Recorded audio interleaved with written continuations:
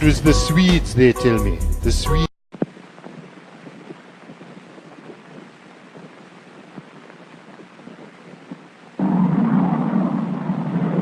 This, our country and all its people, could be in danger of nuclear attack in minutes by enemy missiles, in hours by enemy aircraft. Our cities, our farms, our factories. Prime target would be our air bases. With all our aircraft on the ground, our weapons of interception or retaliation not instantly available, we might face another and infinitely more costly Pearl Harbor.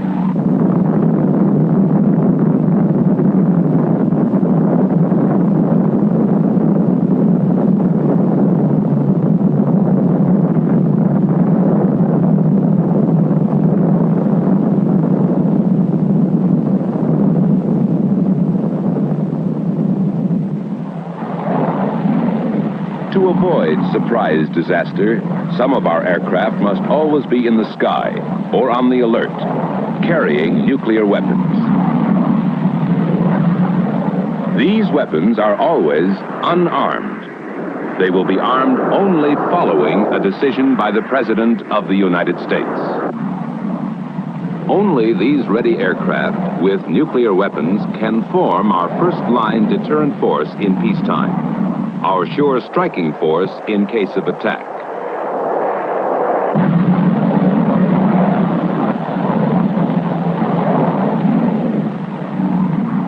We, the American people, understand and accept this necessity for our survival. But we want to know the facts about one question. Do we live in danger of nuclear explosion and radioactive fallout if one of these airplanes should crash, or one of these nuclear weapons accidentally drop? To give you the facts, the United States Air Force presents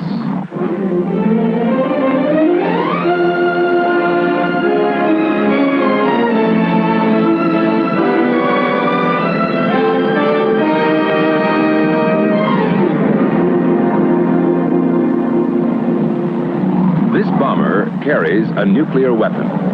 It is a well-designed, carefully maintained, skillfully flown airplane. But airplanes, just like it, have crashed and burned. There was no nuclear explosion, no radioactive fallout. These are the facts. The bombardier watches over controls as safe as human ingenuity can make them to prevent accidental bomb release. But nuclear weapons have been dropped inadvertently. There was no nuclear explosion, no radioactive fallout. These are the facts. And specially instrumented aircraft verify these facts in a continuing nuclear safety program that tests our nuclear weapons under controlled conditions that simulate every conceivable hazard. Vital to this nuclear safety program is Air Force Special Weapons Center at Albuquerque, New Mexico.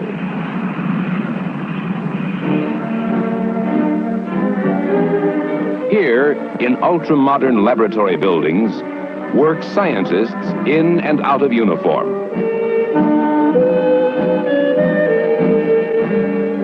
They work with the incredibly complex equations of nuclear physics, which derive from Einstein's famous relationship of mass to energy.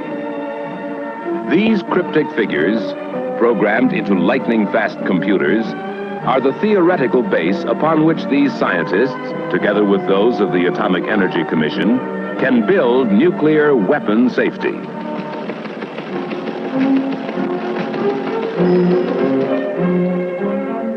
By research, design development, and laboratory test, they ensure weapons not yet built against accidental nuclear explosion.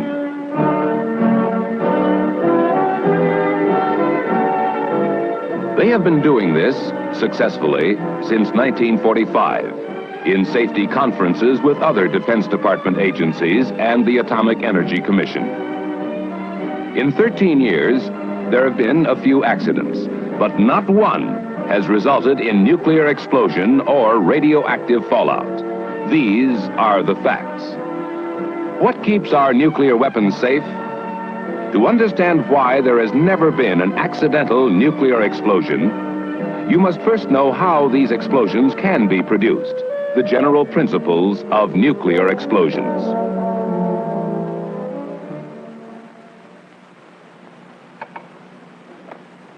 Any explosion is the result of a very rapid release of a great amount of energy. Conventional explosions result from the rearrangement of whole atoms in some explosive material. For example, in TNT, the rearrangement of whole atoms of hydrogen, carbon, nitrogen, and oxygen produces explosive force. On the other hand, nuclear explosions result from the rearrangement within each atom. This may be a joining together or fusion, as in an H-bomb, or the splitting apart or fission, as in an A-bomb. At present, an H-bomb explosion starts with fission. So the splitting of the nucleus of the atom is the basic principle of nuclear weapons. All matter is composed of one or more of the 100-odd elements. Of these, the atoms of the metals uranium and plutonium can be most readily fissioned to cause nuclear explosion. These elements are mildly radioactive. They emit short-range, low-penetration alpha particles while in their unfissioned state.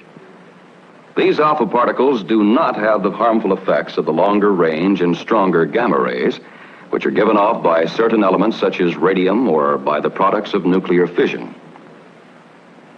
The atoms of uranium and plutonium are among the heaviest. Heavy because the nucleus of each atom contains large numbers of the fundamental particles called protons and neutrons. When a free neutron hits this nucleus, it splits into two parts, releasing more neutrons which may go on to split other nuclei.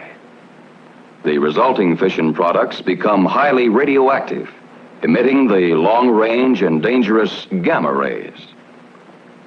The split nucleus weighs less than the whole one, and this difference in weight is released in the form of energy, nuclear energy.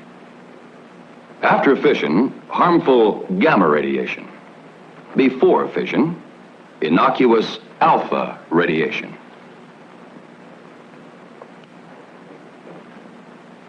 To build up a nuclear energy release, the fissionable material must be of a certain size, shape, or density. Then one of the neutrons escaping from a split atomic nucleus will, in turn, split another, and a chain reaction is set up. The mass is now releasing nuclear energy, but not quickly enough to cause a nuclear explosion. This condition is called critical. If the mass is now suddenly increased, so that more neutrons are trapped each time an atomic nucleus is split, a multiplying chain reaction is maintained. Now the mass is supercritical, causing a nuclear explosion. Density of the fissionable material can be as important as mass in building up a nuclear explosion. The same sphere can be compressed so that the atoms are closer together and neutrons split more atomic nuclei, making the smaller mass critical. If compressed still more, a multiplying chain reaction sets in, causing the mass to become supercritical in a nuclear explosion. Nuclear weapons make use of both of these principles. A gun-type device can increase the mass of fissionable material to a supercritical state instantaneously. One subcritical mass is propelled forcibly into another by an ordinary powder charge. The increased mass becomes supercritical. A multiplying chain reaction builds up until the nuclear explosion.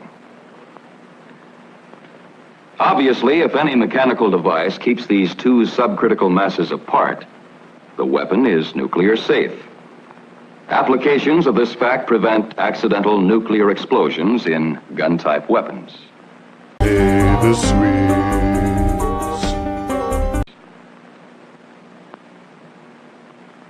Another kind of nuclear weapon is the implosion type. It compresses the fissionable material to greater density to make it supercritical. To do this, the sphere is enclosed by a shell of ordinary explosive designed to direct its explosive force inward. This effect is called implosion. The detonators attached to the explosive are connected to a complex firing device which can fire every detonator simultaneously. When all the explosive is detonated simultaneously, the nuclear material is compressed into a supercritical mass, which results in a nuclear explosion. Implosion-type weapons are nuclear safe because only the specially designed firing device can produce the simultaneous detonation of all the ordinary explosive, a deliberate effect possible only by the precise firing mechanism. Should a single detonator be fired accidentally, whether by malfunction, crash impact, or fire, the explosive would not provide the all-around compression necessary for implosion. Instead, it might push the nuclear material out of the shell, break it into small pieces, or even burn it. This unfissioned material emits only alpha particles because no nuclear explosion has taken place. These alpha particles do not penetrate the skin. The simplest precautions can prevent their intake into the body, and the simplest cleanup measures can remove them. So you see, each type of nuclear weapon has its own safeguards against accidental nuclear explosion. These are the facts. And they are based on work. The tests you have seen have proved the safety of our nuclear weapons program over and over again. But the grim reality is the payoff. How safe is a nuclear bomber coming in for a crash landing?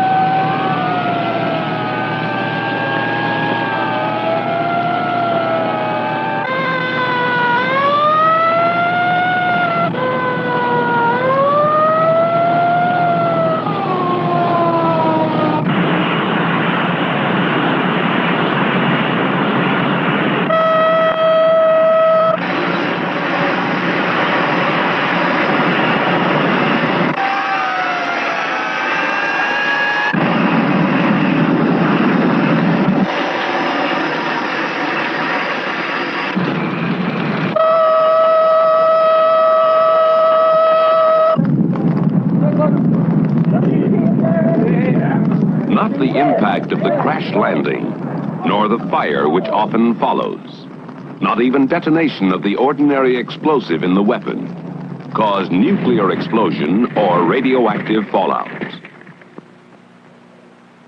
The safety that was designed in during research, built in during development, proved in the laboratory and on the range, has withstood the ultimate tragic test. These are the facts.